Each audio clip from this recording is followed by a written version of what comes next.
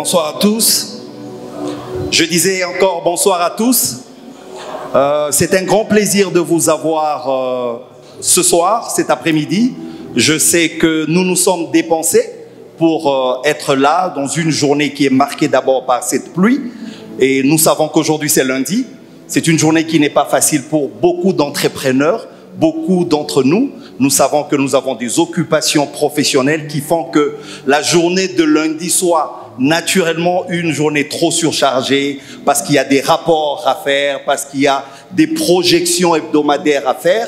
Mais du moins, vous vous êtes dit, vu l'importance de ce thème que nous avons, vous vous êtes dit, vu les choses que nous avons à recevoir, nous allons quand même être là. Et vous êtes venus. Et lorsque nous disons, nous sommes contents de vous avoir, nous, c'est qui? Nous, c'est tout simplement le département des hommes du centre missionnaire Philadelphie. Alors, c'est le département des papas de Philadelphie qui a le réel plaisir de vous recevoir, je voulais dire, cet après-midi. Est-ce que nous pouvons d'abord acclamer pour vous-même?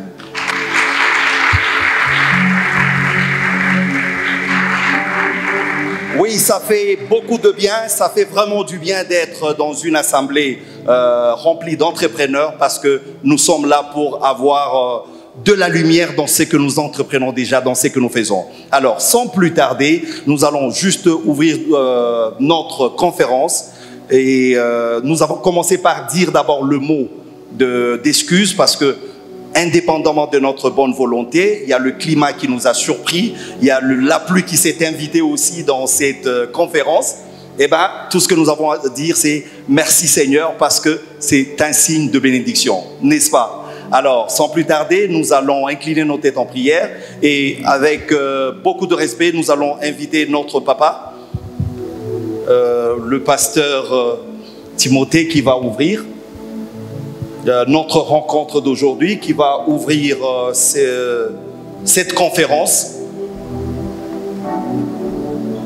Le papa va nous bénir et va officiellement ouvrir cette conférence. Nous écoutons la prière. Notre Dieu et notre Père, nous voulons sanctifier ton Saint-Nom. Te dire notre reconnaissance pour avoir rendu possible ces assises. Merci pour la présence de chacun de nous. Et nous te bénissons pour ce que tu as prévu de faire. Merci pour les connaissances que tu veux nous communiquer, mais surtout pour la capacité de les pratiquer, que tu vas nous transmettre par ton esprit. Père Saint, sans toi, nous ne pouvons rien faire. Nous voulons te confier tout ce qui va être dit et fait en ces lieux.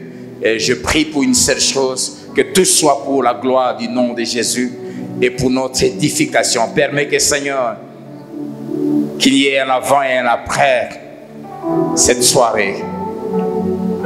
Atteins le but pour lequel tu as organisé cette réunion et transforme profondément nos vies et affecte efficacement tous les aspects de nos vies, principalement les aspects financiers, afin que nous soyons des hommes dignes et capables d'assumer leurs responsabilités en pourvoyant tous les besoins. Merci d'utiliser non seulement ton serviteur, mais aussi quiconque va dire un mot au travers de cette réunion. Bénis chacun de nous. Nous prions pour tous ceux qui sont en route, en dépit de la pluie. Permets à chacun d'arriver. À toi toute la gloire et que ta présence remplisse ces lieux au nom de Jésus. Amen. Amen. Merci beaucoup. Merci beaucoup, papa. Et nous avons invité le coordonnateur, avant d'inviter papa Michel, qui va nous dire un mot des circonstances et qui va présenter nos invités et finalement présenter l'orateur du jour. Nous allons faire juste un petit exercice. Vous allez juste demander à votre voisin comment vous vous appelez et tout ça juste dans quelques secondes. Et question de nous installer, question de prendre place. Et pendant ce temps, j'invite papa Michel, qui est le coordonnateur du département des hommes.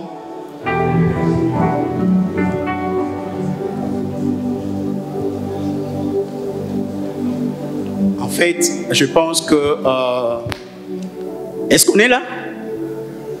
On est prêt. Ceux qui ont la connexion divine ont déjà commencé, ont compris déjà qu'est-ce qui se passe là. Comment devenir financièrement indépendant selon Dieu. Moi, je pense qu'il faut commencer à être béni par la pluie de Dieu et à la suite, on va continuer avec la suite. Donc, voilà un peu ce qui était comme révélation. Qu'est-ce que je vais dire? Révérend, mesdames, parce qu'il y a des dames parmi nous, messieurs. C'est avec un très grand plaisir et une vive conscience de l'importance de cette journée que je vous accueille pour cette première conférence qui s'inscrit dans une série d'activités sur l'entrepreneuriat que compte organiser le département des hommes adultes du Centre missionnaire Philadelphie Lubumbashi pour cette année. Notre vision est celle de participer à la formation d'une race d'hommes. Premièrement, craignant Dieu, responsable, excellent et épanoui. Oui, être les pionniers. Sinon, parmi les pionniers d'un leadership chrétien pour notre pays. Oui, cela doit commencer dans nos familles, dans nos communautés de base, dans nos églises locales, dans nos milieux professionnels. Être des leaders chrétiens. Car notre devise, comme nous l'avions présenté la fois dernière, c'est impacter pour impacter. Nous allons être impactés par les enseignements, non pas pour que nous puissions garder cela pour nous, pour que nous puissions le pratiquer partout où nous serons. Impacter pour impacter est notre devise. J'aimerais bien que nous puissions retenir cela et que nous puissions vivre cela. Une prise de conscience, ou mieux, par une bonne gestion de notre capacité, de notre capital humain, pardon. Une bonne gestion de notre capital humain, don de notre Père céleste. N'oublions pas, chacun de nous est un avantage pour l'autre. En d'autres termes, chacun de nous est une solution pour l'autre. Alors voilà pourquoi nous vous disons, deviens qui tu es réellement. C'est notre thème de l'année. Deviens qui tu es réellement. Voilà pourquoi nous allons commencer avec cette conférence. On va parler de l'indépendance financière pour que tu deviennes réellement qui tu es. Merci beaucoup. Alors, sans plus tarder, je vais présenter nos partenaires. C'était osé quand même, c'est-à-dire une église qui organise une conférence et qui voit les entreprises, les entités et qui répondent présent. Oui, parce qu'il y a un leadership chrétien qui a déjà commencé. Et ce leadership chrétien-là, ça doit se faire avec vous.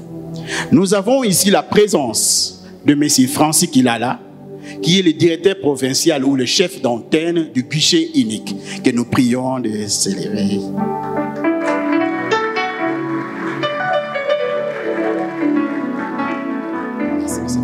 Il va prendre quelques minutes pour nous expliquer en bref ce que fait le guichet unique.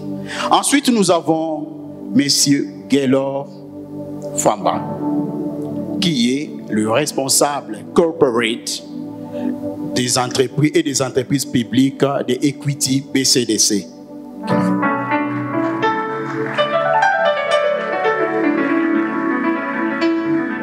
Nous avons M. François Kabamba, le directeur provincial de Orange.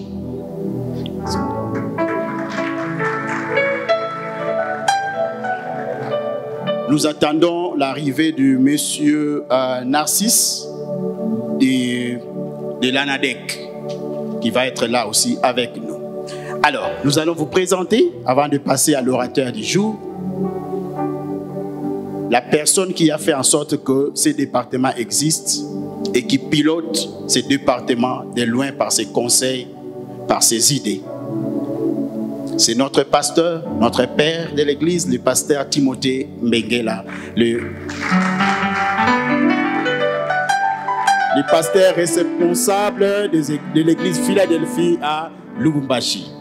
Alors là, maintenant, je vais vous présenter notre orateur. Est-ce qu'il est à présenter? Il est encore à présenter. Quand même, oui. Nous allons vous présenter l'apôtre Dalo, Laurent Dalo, qui est le visionnaire du Centre missionnaire Philadelphie. Et aujourd'hui, il est là avec son ministère Dalo Ministries et que nous voyons partout dans le monde sillonner pour annoncer la bonne nouvelle.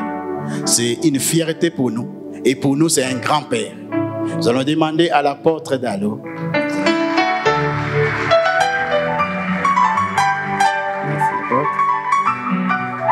Alors, juste quelques minutes avant que nous puissions commencer, il y aura débat.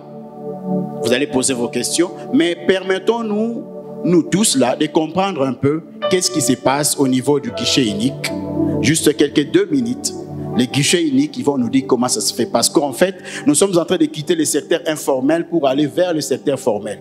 Ce n'est que comme ça que le pays va avoir du revenu bien contrôlé. Alors, M. Francis est là, nous allons l'inviter. Oui.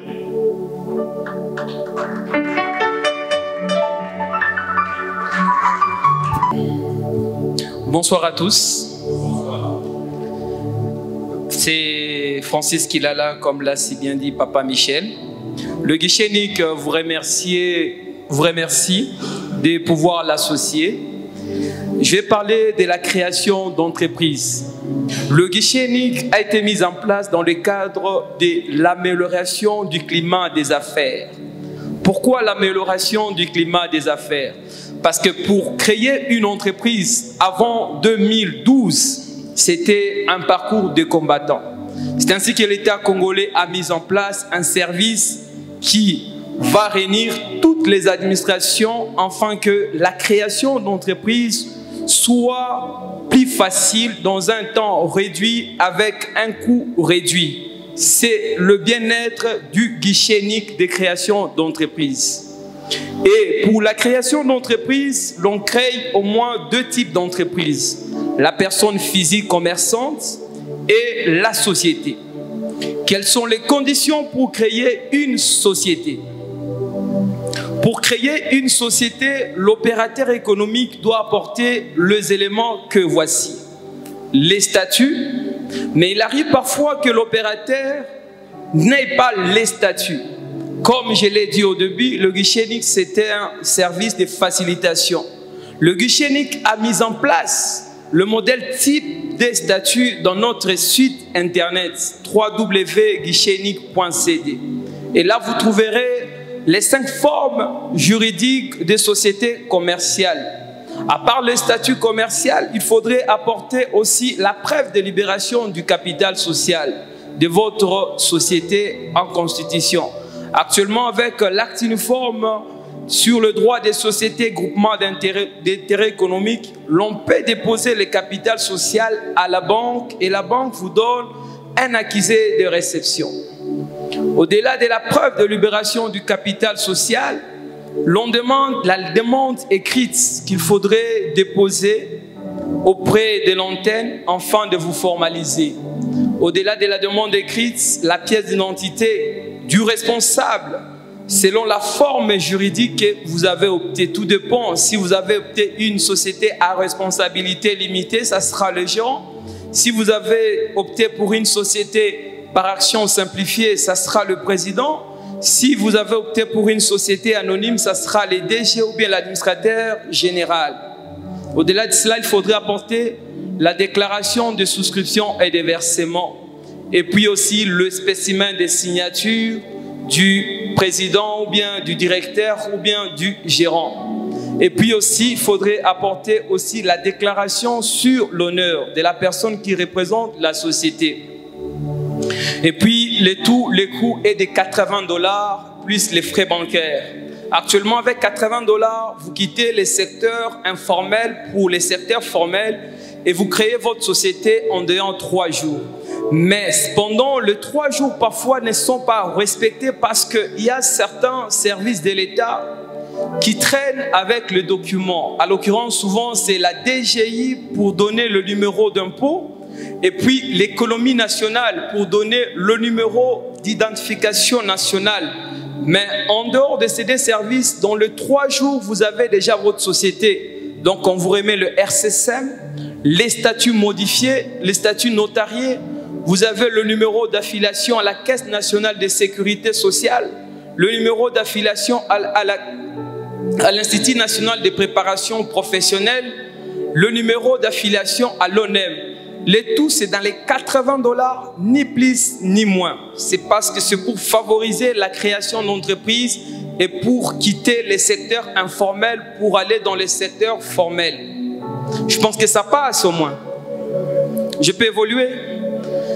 Parlons de la personne physique commerçante, qu'on appelait à l'époque établissement.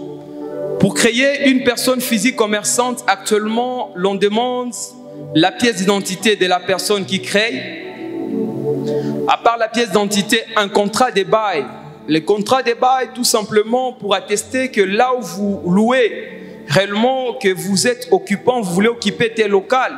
Mais il arrive parfois que vous soyez propriétaire de ce local. À ce moment-là, le guichet unique demande une pièce, un document qui atteste que vous êtes propriétaire. Et à l'occurrence, c'est le certificat d'enregistrement, la copie bien sûr, que l'on demande. Au-delà de cela, on demande aussi la déclaration sur l'honneur. À défaut, c'est l'extrait du casier judiciaire entre les deux documents. Si vous n'avez pas l'extrait du casier judiciaire, on apporte la déclaration sur honneur que l'on donne aussi au guichet unique de création d'entreprise. C'est gratuit la déclaration sur honneur. En dehors de cela, on apporte la demande écrite adressée au chef d'antenne et le coût est évalué à 30 $ plus les frais bancaires. Donc, si vous voulez aujourd'hui formaliser votre entreprise, avec 30 $, vous créez votre entreprise dans les 3 jours. Et puis arrive une autre catégorie de personnes physiques commerçantes qu'on appelle entrepreneurs. L'entrepreneur, c'est un autre statut que la loi a prévu, l'acte uniforme portant sur le droit commercial général. Pour cette forme, la loi dit ceci, tout simplement, vous n'avez qu'une seule obligation, c'est la déclaration. Donc, vous allez tout simplement déclarer votre activité au guichet unique, moyennant sur base d'une lettre, bien sûr, et puis la pièce d'identité, et la déclaration, elle est gratuite, ni plus ni moins. Je vous remercie. On peut acclamer. On ne peut pas parler des finances sans banque. L'une des visions de Equity BCDC, après la fusion d'Equity Bank et BCDC, nous avons opté pour une vision de transformer la vie socio-économique des populations. Et à cela, nous avons plusieurs programmes. Et ces programmes sont articulés ou sont définis pour accompagner à partir de plus petits jusqu'au plus grand. Comme vient de le dire mon prédécesseur, les établissements où les personnes physiques commerçantes avec un capital minimum, même de 100, de 200 $, Equity BCDC est prête à accompagner des projets. Aujourd'hui, on va nous parler des moyens pour l'indépendance financière. Mais pour devenir indépendant financièrement, nous devons premièrement avoir des projets qui font rêver. Et si nous avons des projets, et ces projets qui font rêver, avec un accompagnement d'une banque sérieuse, qui mettra à votre disposition tous les moyens d'encadrement. Et j'ai beaucoup aimé l'intervention de Papa Michel sur l'expert comptable. Plusieurs entreprises ou plusieurs entrepreneurs sont encore dans l'informel sur le plan comptable. Nous avons aussi des conseillers au sein de la banque qui peuvent vous aider à élaborer vos états financiers et pour accéder au crédit. Plus loin, si je m'en abuse, nous sommes peut-être la seule banque à avoir un département qu'on appelle Church Banking, qui essaye d'accompagner les églises, les organisations religieuses à une indépendance financière. Et cette indépendance vous permettra à vivre une vie épanouie et à éviter beaucoup de choses ou à éviter de surendettement. Parce que Equity BCDC ne peut pas financer une structure qui est surendettée. Elle pourra vous encadrer à bien gérer vos finances, à réaliser vos projets par rapport à vos rêves. Parce qu'on doit d'abord avoir un projet. Un entrepreneur doit avoir un projet. Et un projet doit être accompagné par une volonté d'abord personnelle. Et la banque viendra en deuxième lieu pour vous accorder ce financement. Voilà pourquoi je nous exhorte, chers entrepreneurs, chers chrétiens, chers enfants de Dieu, à avoir des projets qui font rêver. Et ce projet ne doit pas vous faire peur. Car ceux qui sont grands aujourd'hui ont commencé petits.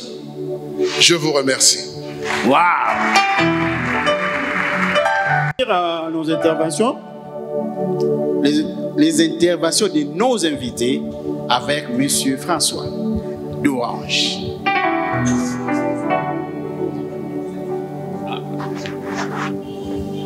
Shalom, peuple de Dieu. Je commence par dire merci au département des papas pour nous avoir associés à cette conférence. Je dis également merci à notre papa, le pasteur Timothée, pour sa présence et pour la confiance aussi.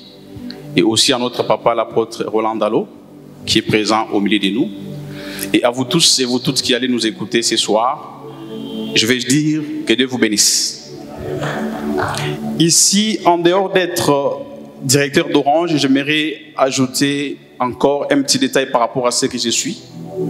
Je suis également serviteur de Dieu dans la communauté SEC, pour ceux qui connaissent la communauté SEC. Et en dehors de cela, je suis le coach de mon épouse qui évolue dans les domaines de l'entrepreneuriat. Je pouvais le faire seul, mais comme le travail que je fais ne me permet pas de pouvoir toucher à tout, c'est comme ça que je passe derrière elle en l'accompagnant dans ce qu'elle est en train de faire. Et je vous expliquerai pourquoi j'ai essayé d'épingler ce fait. Le thème choisi, c'est un thème très très important. Parce qu'aujourd'hui, ce que nous vivons, nous qui travaillons, nous vivons dans une situation d'endettement sans pareil. Je crois que les banquiers sont là, ils peuvent les témoigner. L'indépendance financière dont on est en train de parler, en tout cas, nous ne la vivons pas. Pourquoi nous ne la vivons pas? Parce que nous voulons vivre seulement de notre salaire. Il y a quelques années, je crois 10 ans passés, j'étais à Boma dans les Bas-Congo. J'ai fait un exercice. J'habitais sur l'avenue, pour ceux qui connaissent Boma, l'avenue qui mène vers les ports. J'ai fait un exercice de pouvoir compter les parcelles qui étaient sur mon avenue et de connaître qui étaient les propriétaires de ces parcelles. En comptant les parcelles, plus de 90% des parcelles appartenaient à des personnes qui ne vivaient pas de leur salaire. Et ça m'a révolté. Et c'est comme ça que depuis ces jours-là, je me suis dit, j'accompagne mon épouse dans l'entrepreneuriat. Et aujourd'hui, nous sommes passés d'une bureautique à une entreprise de distribution. Aujourd'hui, nous avons aussi une boulangerie sur la ville de Lubumbashi.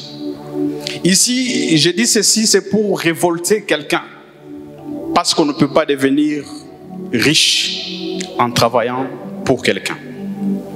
Le thème choisi, c'est en fait une question. Et cette question, en tant qu'opérateur Orange, je viens avec une réponse. Il est dit, comment devenir indépendant financièrement selon Dieu. Et j'ajouterai, selon Dieu avec Orange. Parce qu'avec Orange, on n'est pas seulement là pour vous parler des offres, des produits ou de tout ce que nous sommes en train d'offrir aux abonnés, mais nous sommes là aussi à travailler avec ceux qui veulent devenir entrepreneurs pour que ce que nous avons comme produit, ce que nous avons comme offre arrive à ces abonnés ou à ces consommateurs.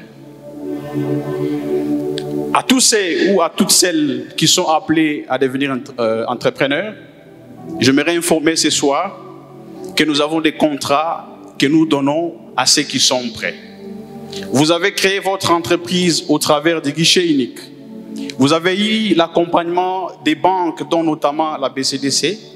Vous venez chez nous, nous pouvons vous donner les contrats de distribution. Nous pouvons également vous donner les contrats de franchise. Au fait, les contrats de franchise, c'est quoi?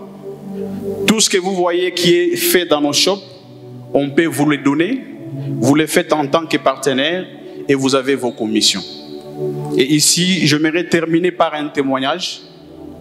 Il y a, je pense, 7 ans passés, j'étais à Bukavu. J'ai recruté un opérateur économique comme distributeur agréé. Au bout de 4 mois, il a été accompagné et 4 mois après, ce distributeur agréé touchait au-delà de mon salaire. Ici, je demande à tous ceux qui pensent qu'ils sont prêts à pouvoir opérer avec nous. Nous sommes là, nous allons donner vous connaissez je crois nos bureaux, on va se partager les cartes. C'est l'information que je donne, on peut vous accompagner à pouvoir aussi entrer dans ces secteurs de l'entrepreneuriat. L'information est donnée, je dis et je vous remercie.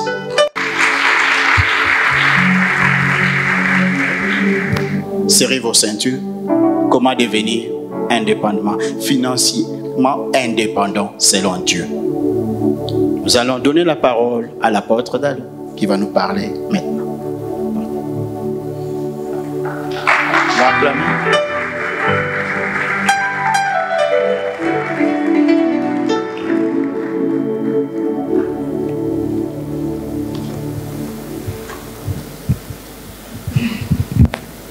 Je voudrais commencer par la prière.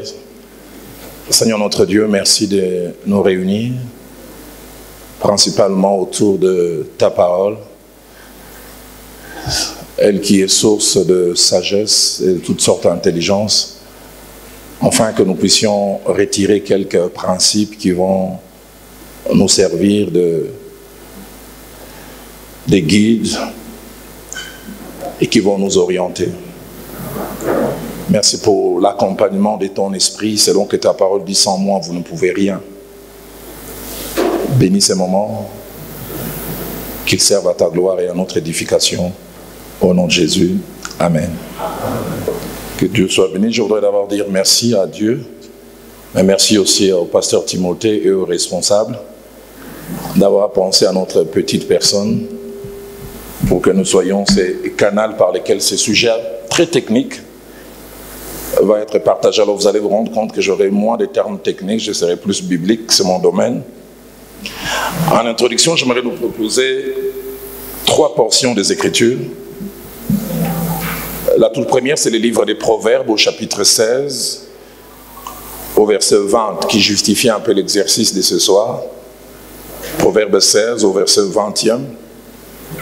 Les sages déclarent, celui qui réfléchit sur les choses trouve le bonheur, et celui qui se confie en l'Éternel est heureux. Et ce soir, nous sommes réunis dans une forme de réflexion. Le second passage que j'ai voulu que nous puissions lire, c'est toujours le livre des Proverbes, au chapitre 31, et nous faisons une lecture compartimentée, verset 16, verset 18, et puis verset 24 à 25. Proverbes, chapitre 31. Elle pense à un champ et elle acquiert du fruit de son travail et plante une vigne. Verset 18. Elle sent que ce qu'elle gagne est bon et sa lampe ne s'éteint point pendant la nuit. Puis verset 24 à 25. Elle fait des chemises et les vend et elle livre des ceintures aux marchands. Elle est revêtue de force et de gloire. Elle se rit de l'avenir. Mais j'associe aussi le verset 23. Son mari est considéré aux portes lorsqu'il siège avec les anciens. Et je termine avec ce passage du 2e livre de Rois, au chapitre 4, non plutôt Genèse au chapitre 26, je voulais dire, Genèse chapitre 26.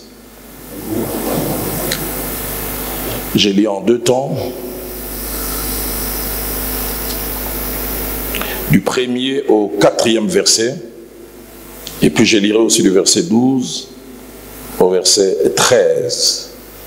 Il y eut une famine dans le pays, outre la première famine qui eut lieu du temps d'Abraham, et Isaac alla vers Abimelech, roi des Philistins à Guérar. L'Éternel lui apparut et dit, ne descends pas en Égypte, demeure dans les pays que je te dirai.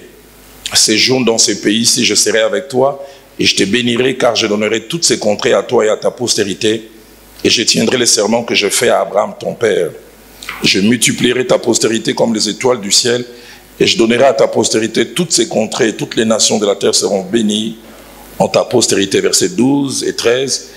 Isaac sema dans ces pays et il recueillit cette année les centuples, car l'Éternel le bénit. Cet homme devint riche, il alla en s'enrichissant de plus en plus, jusqu'à ce qu'il devint fort riche. Comment devenir financièrement indépendant? Et j'ai aimé selon Dieu. Et c'est selon Dieu à toute son importance. Je vais aborder cet enseignement en 3 points. Premièrement, je vais essayer de définir c'est quoi l'indépendance financière. Et deuxièmement, je partagerai quelques pensées, quelques principes bibliques sur l'indépendance financière, 6 au total. Et je terminerai par une conclusion en 2 points. Qu'est-ce donc l'indépendance financière? Alors je dirais 3 choses en introduction. La première, c'est que cette notion n'est pas directement biblique. De manière explicite, on ne la retrouve pas directement dans la parole de Dieu. Mais deuxièmement, ce n'est pas parce qu'on ne la retrouve pas dans la parole de Dieu qu'elle ne s'applique pas aux enfants de Dieu, elle ne s'applique pas à ceux qui font profession de foi. Troisième des choses, avant d'essayer de définir cette notion de l'indépendance financière, est une notion récente, d'après les quelques recherches que j'ai pu faire, due aux réalités de la société moderne actuelle caractérisée par plusieurs choses. Premièrement, manque d'emploi. Deuxièmement, multiplication des contrats aux salaires souvent précaires et ne permettant pas de vivre décemment. Et troisièmement, la tendance à la disparition du rêve d'avoir une bonne fin de vie à la fin de sa carrière. Alors, les 4 définitions que j'ai essayé de trouver attachées à l'indépendance financière. La première définition de l'indépendance financière est définie comme étant les statuts d'un homme ou d'une femme qui a des revenus suffisants ou des rentrées suffisantes lui permettant de subvenir à tous ses besoins comme il veut ou comme elle veut, sans avoir forcément à être employé ou à dépendre des autres. La seconde définition que j'ai trouvée de l'indépendance financière, c'est le statut ou l'état de quelqu'un qui lui permet d'avoir des revenus qui lui permettent de rencontrer sans difficulté ses dépenses et assez souvent sans attendre un salaire. Troisième définition que j'ai pu glaner de l'indépendance financière, c'est l'état de quelqu'un qui à un moment de sa vie a des revenus passifs qui lui donnent une tranquillité d'esprit. C'est-à-dire qu'il a suffisamment de moyens pour rencontrer ses besoins de vie, mais aussi se faire plaisir dans l'habillement, voyage, loisirs et autres. Quatrième et dernière définition que j'ai pu trouver, c'est l'état de quelqu'un qui le plus souvent, travaillant pour son propre compte, arrive non seulement à avoir suffisamment pour bien vivre, mais peut aussi épargner et se faire plaisir. Et déjà, à ce niveau, je voudrais faire mention de 3 petites choses attachées à l'indépendance financière. C'est que l'indépendance financière n'est pas forcément le fait d'être un millionnaire ou un milliardaire. Deuxièmement, l'indépendance financière dans l'absolu est quelquefois attachée au fait de ne plus être un salarié. Et troisièmement, l'indépendance financière est quelquefois aussi associée, surtout dans l'absolu, à ne plus être obligé de travailler tous les jours pour avoir de quoi vivre. Dans la Bible, il y a quelques exemples d'indépendance financière sans que cela soit mentionné. J'aimerais juste les épingler. Genèse au chapitre 31, versets 1 à 21, puis verset 38 au verset 41, il est parlé de Jacob. Et là, quelque chose sur laquelle je reviendrai vers la fin. Jacob a d'abord travaillé pour son beau-père Laban 20 ans. Et puis finalement, à un moment, il s'est détaché et il s'est mis à son propre compte. Quand nous lisons les récits de Jacob et que nous le prenons comme exemple d'indépendance financière, 3 petits principes ressortent. Les tout premiers, c'est que des fois, avant d'être indépendant financièrement, il faut peut-être d'abord être dépendant. Jacob a dû dépendre 20 ans en travaillant pour un salaire pour Laban, et puis finalement, il s'est mis sur son propre compte. Mais deuxièmement, attaché à Laban, c'est que c'est Dieu qui lui a mis entre les mains ce qu'il fallait pour qu'il devienne indépendant. Il mentionne même cela dans Genèse chapitre 31 au verset 9, quand il parle à ses épouses, puisqu'elle était polygame, il dit « Dieu a pris à votre père son troupeau et me l'a donné ». Il y a eu quand même un transfert. Et troisième chose attachée à Jacob, c'est qu'il est devenu indépendant sur ordre et sur injonction de Dieu. C'est Dieu qui lui a demandé de cesser de dépendre totalement de Laban pour finalement se mettre à son propre compte. Un deuxième exemple que nous trouvons d'indépendance financière, c'est dans Luc chapitre 12, versets 16 à 19. La Bible nous parle d'un homme, d'après les détails qui ressortent, apparemment ça devait être un fermier qui a eu à beaucoup travailler et qui a eu une hyper productivité. Et la Bible dit, et c'est cet homme qui vient de faire un grand travail, il dit, voici, dit-il, ce que je ferai, j'abattrai mes greniers, j'en bâtirai de plus grandes, j'y amasserai toute ma récolte et mes biens, et je dirai à mon âme, tu as beaucoup de biens en réserve pour plusieurs années, repose-toi, mange, bois et réjouis-toi. Il sent qu'il est arrivé à un niveau où il n'a plus forcément besoin de faire autant d'efforts qu'il faisait avant. Troisième exemple sur lequel je reviendrai tout à l'heure vers ma conclusion, et je l'ai mentionné, Proverbe 31, 5, mon frère qui a double casquette, qui à la fois travaille à Orange, mais aussi dans l'œuvre de Dieu a presque fait mention de cela. Et là nous retrouvons certaines choses qui doivent être source d'inspiration pour nous, enfants de Dieu. La première des choses, c'est que nous retrouvons un homme ayant un travail, entre guillemets, officiel, pour ne pas dire public. Parce que dans Proverbe 31, verset 23, cette femme parle de son mari en disant « il siège avec les anciens ». Donc c'est un homme public, travaillant dans la gestion de la cité. Mais deuxième des choses, c'est que cette femme, c'est cet homme qui avait, cette femme qui avait un mari, qui avait un travail public, a été comme un bras de secours pour son mari, faisant ce que son mari ne pouvait pas faire. Le verset 16, la partie A, le verset 24 aussi en parle. Parce que la Bible montre ce qu'elle faisait. Premièrement, on avait dit de cette femme, elle pense à un champ et elle acquiert.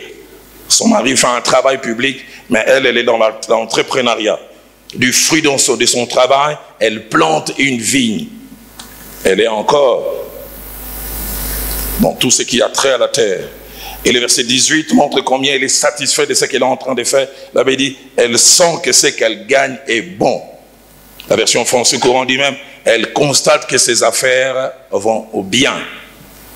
Les versets 24 à 25 montrent encore comment elle a diversifié les activités. La Bible dit, elle fait des chemises et les vend.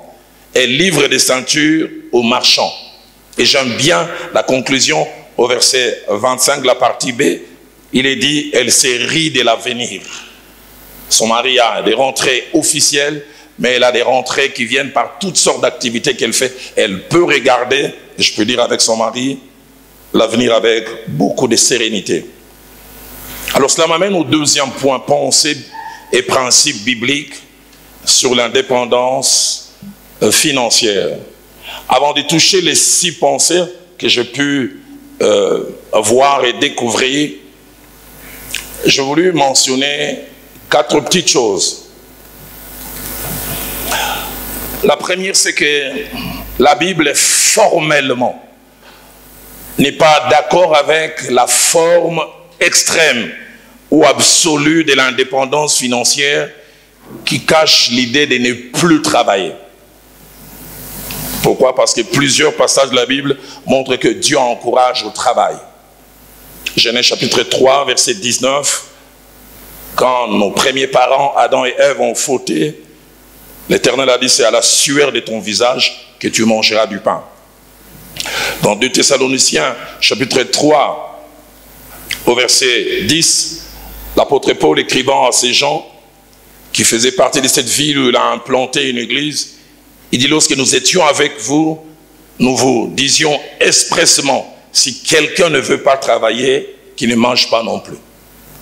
Donc, encouragement encore au travail. Dans 1 Thessaloniciens chapitre 2, au verset 9, Paul rajoute, parlant de lui-même, que son travail et sa peine nuit et jour étaient là pour qu'il ne soit à charge de personne. Paul, tout en étant serviteur de Dieu, ne voulait pas être un profiteur. Mais j'aime bien encore Éphésiens chapitre 4, au verset 28, Paul donne ses précieux conseils encourageant au travail et décourageant à la fois à l'oisiveté. Il dit que celui qui dérobait ne dérobe plus, mais que chacun puisse manger parce qu'il travaille de ses propres mains. Deuxième des choses, avant de toucher les 6 principes et pensées attachés à l'indépendance financière, c'est que si la Bible encourage le travail, la Bible n'est pas non plus d'accord avec un travail trop avilissant et qui rapporte peu.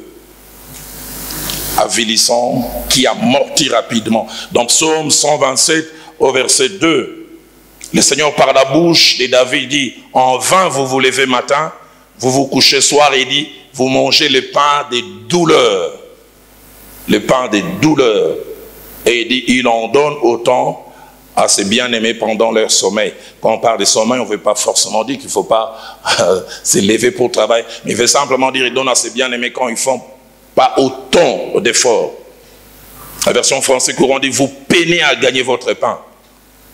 La version Top dit, vous mangez un pain pétri de peine.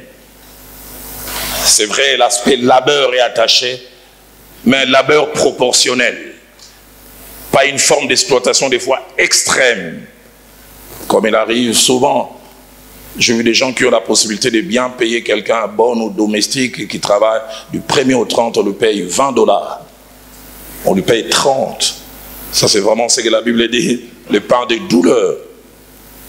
Troisième et avant-dernière chose, avant de toucher les 6 pensées, c'est que selon la Bible, et c'est même Jésus qui en parle, quel que soit tout ce qui peut se passer, tout ce qui peut y arriver, les inégalités ne cesseront jamais.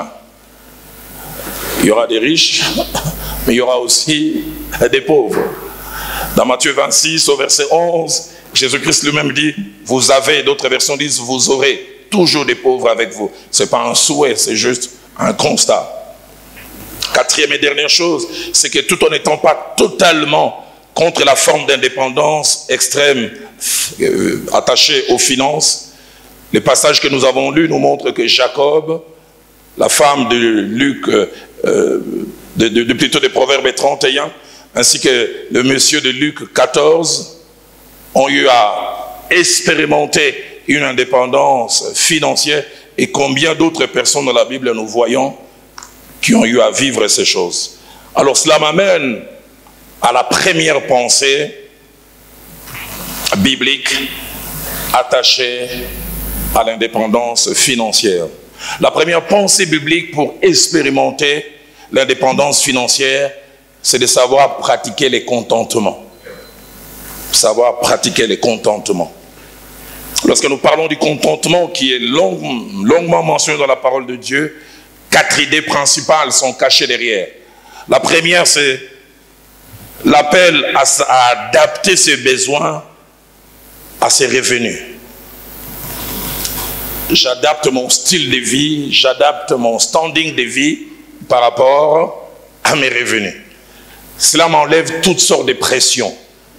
C'est pas que tu gagnes un salaire de 120 $, mais par la foi, tu prends une maison de 300 $. Cette foi peut marcher 1 mois, 2 mois, mais il y aura des mois où ça ne marchera pas. Et tu te mets sous pression.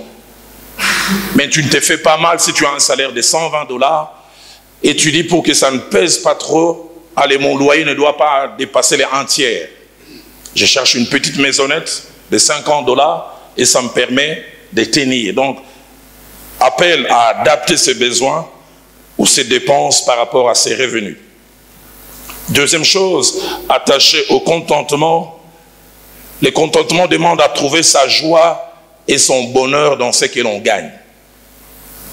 Trouver sa joie et son bonheur dans ce que l'on gagne. Troisième chose, attaché au contentement selon la parole de Dieu. Le contentement n'est pas un manque d'ambition. Le contentement, c'est plutôt une façon sage et réaliste de vivre. En se disant, je me réjouis de ça en attendant que Dieu me donne plus. Je calque ma vie sur ça, mais cela ne m'empêche pas de désirer que Dieu puisse me donner plus. Quatrième chose, attachée au contentement, c'est qu'elle exige, et elle exigera une force de caractère, car il appellera à s'efforcer à ne pas se comparer aux autres. Pour pratiquer le contentement, il faut avoir une force de caractère. Non pas soi-même, quand on est marié, arriver aussi à imposer cette force de caractère à l'autre. Je me souviens quand, jeune pasteur assistant, je reviens d'une énième formation que je faisais à Nairobi et j'avais comme salaire $300. Quand j'ai payé ma dîme, depuis plusieurs années, je paye 20% de ma dîme. Et sur les $300, donc 60 partaient, on restait avec 240. Et j'ai payé mon loyer à l'époque, je pense 120. Faites bien les calculs. Mais j'ai mon épouse qui a sa jeune sœur, ils sont quasiment comme des jumelles. Et son mari, qui est un ami à moi, pasteur Kali, pasteur titulaire à l'époque de l'église de la Borne à Bandal, il touchait $3000. Alors, mon épouse avait l'habitude, quand on est rentré, chaque fois de vouloir faire des provisions avec sa petite sœur. Et chaque fois, je la voyais rentrer frustrée. Parce que quand elle avait 180, l'autre avait un budget de provisions de 2200. Elle rentrait avec un caddie rempli.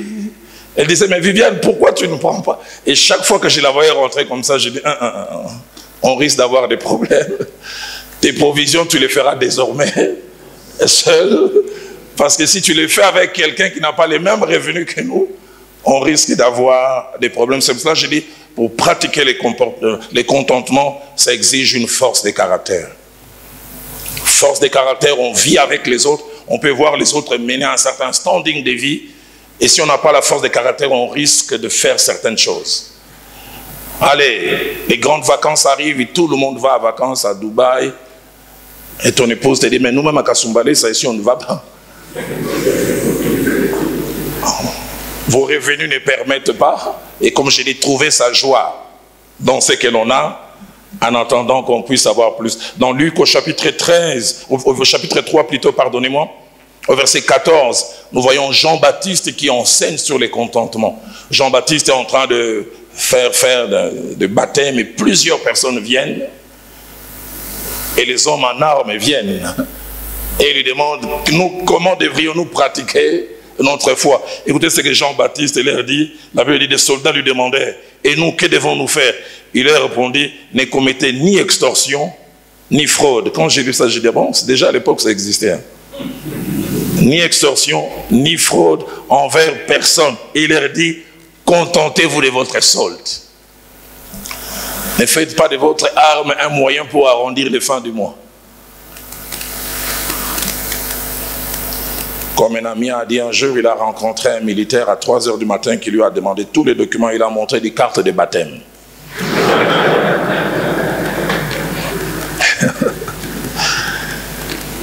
Quatre autres vérités que je voudrais ajouter au sujet du contentement comme moyen d'expérimenter l'indépendance financière. Première chose, c'est que le contentement n'est pas quelque chose de naturel à l'homme. L'homme naturel est ambitieux, des fois hyper ambitieux. Mais quand on est enfant de Dieu, l'Esprit de Dieu, par les fruits de l'Esprit, peut vous rendre capable du contentement. Deuxième chose, attachée au contentement selon la Bible, c'est une attitude et un comportement qui s'apprend. Dans Philippiens chapitre 4, au verset 11, l'apôtre Paul dit « J'ai appris à être content de l'état dans lequel je me trouve. » Les mots appris là en grec, veut dire il a subi un entraînement. J'ai été coaché pour en arriver là. Troisièmement, la Bible présente les contentements comme une source de gains, de profit. 1 Timothée chapitre 6, verset 6 dit, c'est une grande source de gains qui est la piété ajoutée au contentement. Il ne suffit pas simplement de poser des actes de piété, mais si on est rendu capable d'accepter ce que l'on a, c'est une bonne chose. Quatrième chose, Hébreux chapitre 13, au verset 5, le Seigneur nous met en garde contre l'absence du contentement qui est présenté comme une absence de foi. Écoutez ce qui est dit, ne vous livrez pas à l'amour de l'argent.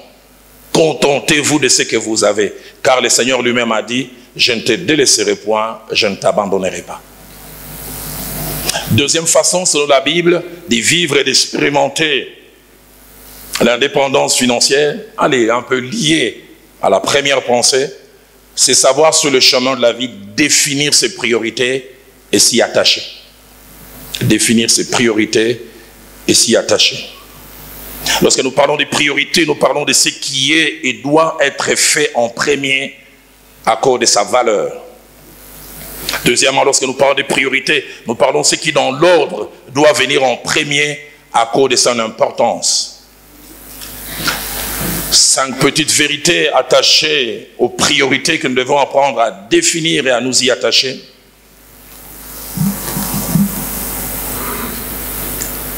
La première vérité, c'est que nous ne devons jamais nous laisser imposer les priorités. C'est à nous de choisir quelles sont mes priorités. Deuxième des choses, c'est à nous de choisir nos priorités, les définir et bien les définir. Troisième vérité, c'est que manquer l'essence des priorités est dangereux. Car tout dans la vie n'a pas et n'aura pas toujours la même importance. Quatrièmement, lorsqu'on a un sens des priorités, on sait adapter et des fois revoir à la baisse ses ambitions. Et cinquièmement, quand on a un sens de priorité, on sait faire des choix judicieux sur ce que l'on doit faire et ce qu'on ne doit pas faire. Je pourrais ajouter un appendice, une sixième vérité, c'est que les priorités peuvent être dynamiques. Les priorités de maintenant ne peuvent pas forcément être les priorités du temps d'après. Dans 1 Timothée chapitre 6 au verset 8, un homme qui sûrement devait avoir plusieurs besoins à satisfaire, mais il arrive à définir ses priorités. Écoutez ce qu'il dit, si nous avons la nourriture et les vêtements, cela nous suffit. Quelqu'un peut dire, vu mes revenus actuels, comme ça je disais, c'est lié un peu au contentement, la voiture n'est pas ma priorité. Que je paye un loyer, que je fasse nourrir mes enfants, je prendrai un transport en commun. Je focalise sur les études, je focalise sur le manger. Dans Proverbe chapitre 30 au verset 8, quelqu'un aussi qui avait un sens de priorité, il demande à Dieu, accorde-moi les pains qui m'est nécessaire. Si je peux manquer, même les habits, c'est pas grave, mais que la nourriture soit là. Genèse chapitre 28, au verset 20. Jacob, qui pouvait avoir toutes sortes de besoins, écoutez ce qu'il demande à Dieu, parce qu'il connaissait ses priorités. Il dit, si Dieu est avec moi et me garde pendant ces voyages que j'ai faits, s'il me donne du pain à manger et des habits pour me vêtir, quelles sont vos priorités? Il y a un très bon livre que j'ai lu, certains peut-être ont eu la possibilité de lire, écrit par un écrivain chrétien américain, Stephen Covey. Le titre en anglais c'est First Thing First. Placer les premières choses en première position. Combien les priorités sont d'une très très grande importance. Troisième pensée ou principe biblique attaché à l'indépendance financière, c'est que la Bible ne nous encourage pas à bâtir une indépendance financière en sacrifiant les vertus. Je veux bien avoir suffisamment, vivre décemment, mais je ne veux pas les faire au détriment des vertus. Psaume 37 au verset 6 dit, mieux vaut le peu du juste que l'abondance des méchants. Proverbe 15 au verset 16, allant dans la même direction, mieux vaut peu avec la crainte de l'Éternel qu'un grand trésor avec les troubles. Proverbe 16 au verset 8 renchérit aussi, mieux vaut peu avec la justice que de grands revenus avec l'injustice.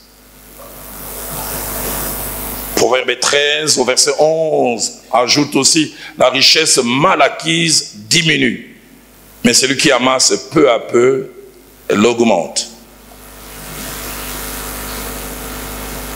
Nous avons lu tout à l'heure, quand Jean-Baptiste est en train de conseiller ces soldats qui venaient à se faire baptiser dans Luc chapitre 3, verset 4, il leur demande de se contenter de leur solde, mais en les empêchant de faire d'autres choses que sûrement Jean-Baptiste voyait que d'autres faisaient.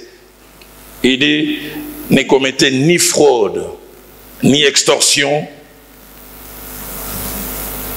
contentez-vous de votre solde. J'oublie jamais ce jour-là à Kinshasa sur la grande avenue du boulevard du 30 juin. Et je voulais prendre la ruelle qui monte vers Fotogui.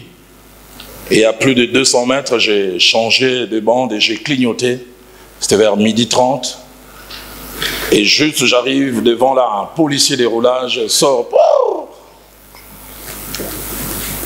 tu n'as pas clignoté. Mais je dis, le clignotant est encore les liens en retard.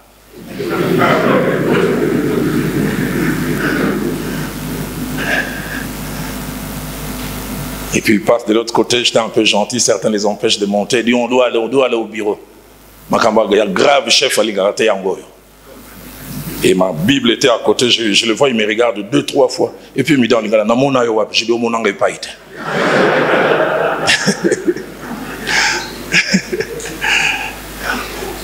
Et puis il dit, ah, c'est pasteur Dalo. Je dis, ah bon, tu me connais? Il dit, pasteur Limbi Sangai, au clignotaki.